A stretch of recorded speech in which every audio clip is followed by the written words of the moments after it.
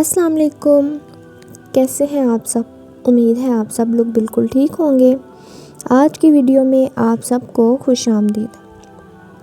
حضرت حسن بصری رحمۃ اللہ علیہ اپنے ابتدائی دور میں جواہرات کی تجارت کیا کرتے تھے، جس کی وجہ سے آپ کا نام حسن موتی بیچنے والا پڑ گیا۔ ایک مرتبہ آپ رحمۃ اللہ علیہ تجارت کی غرض سے روم گئے اور جب وہاں کے وزیر سے ملاقات کے لیے پہنچے تو وہ کہیں جانے کی تیاری میں تھا۔ اس نے آپ رحمۃ اللہ علیہ سے بھی چلنے کو کہا تو آپ رحمۃ اللہ علیہ اس کے ساتھ چل پڑے۔ دونوں گھوڑوں پر سوار ہو کر جنگل کی جانب چل دیے۔ جنگل میں پہنچ کر آپ رحمۃ اللہ علیہ نے دیکھا کہ وہاں ایک شاندار خیمہ نصب ہے، جس کے چاروں طرف فوج طواف کر کے واپس جا رہی ہے۔ فوجیوں کے بعد علماء وغیرہ وہاں پہنچتے ہیں اور خیمے کے قریب کچھ کہہ کر رخصت ہو گئے۔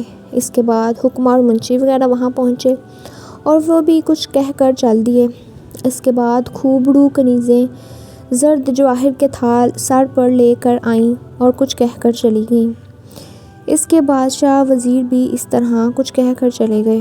آپ رحمۃ اللہ علیہ نے حیرت زدہ ہو کر اس وزیر سے اس کا سبب دریافت کیا۔ وزیر نے بتایا، بادشاہ کا ایک خوبصورت جوان بیٹا مر گیا تھا اور وہی اس خیمے میں مدفن ہے۔ چنانچہ ہر سال یہاں تمام لوگ آتے ہیں۔ سب سے پہلے فوج آ کر کہتی ہے کہ اگر جنگ کے ذریعے سے تیری موت ٹل سکتی تو ہم جنگ کر کے تجھے بچا لیتے، مگر اللہ عز و جل سے جنگ ناممکن ہے۔ اس کے بعد حکماء آ کر کہتے ہیں کہ اگر عقل و حکمت سے موت کو روکا جا سکتا تو ہم یقیناً روک لیتے۔ پھر علماء آ کر کہتے ہیں کہ اگر دعاؤں سے موت کو ٹالا جا سکتا تو ہم ٹال دیتے۔ پھر حسین کنیزیں آ کر کہتی ہیں کہ اگر حسن و جمال سے موت کو ٹالا جا سکتا تو ہم اس کو ٹال دیتے۔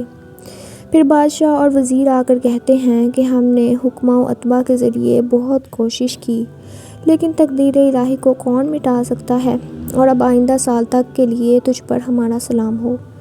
یہ کہہ کر سب واپس چلے جاتے ہیں۔ حضرت حسن بصری رحمۃ اللہ علیہ فرماتے ہیں کہ اس واقعے کو سن کر میں نے قسم کھائی کہ زندگی بھر نہ ہنسوں گا۔ پھر آپ رحمۃ اللہ علیہ نے دنیا سے بیزار ہو کر فکر آخرت میں گوشہ نشینی اختیار کر لی۔